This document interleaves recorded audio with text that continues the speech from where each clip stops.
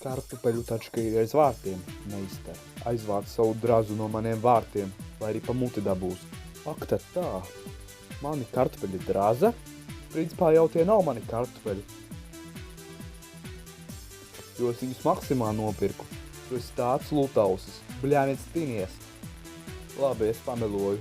Es viņus nopirku Lidlā. Hoķi fikspraisā, man pie astes.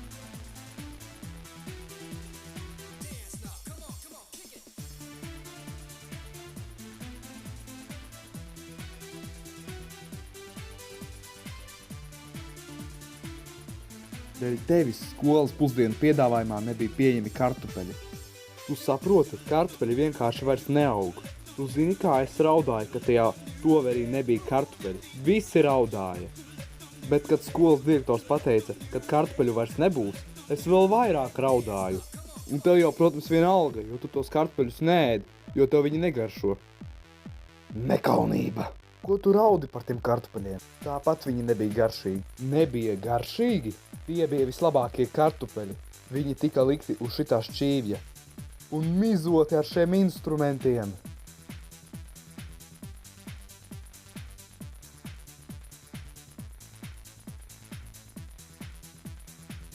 Un starp citu, fikspraisā viņus nemaz nepārdod.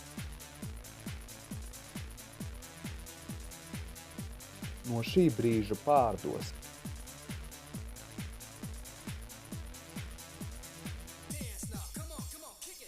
No kura koka ir nolausts šis zars, tu nekad neuzzināsi.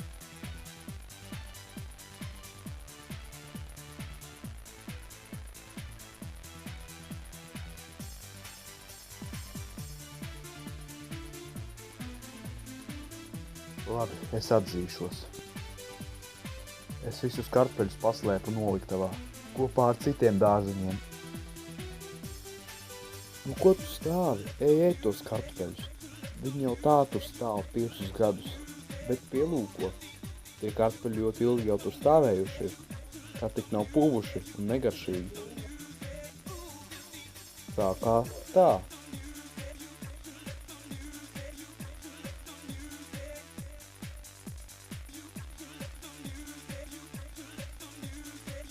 Man sagribējās griķus.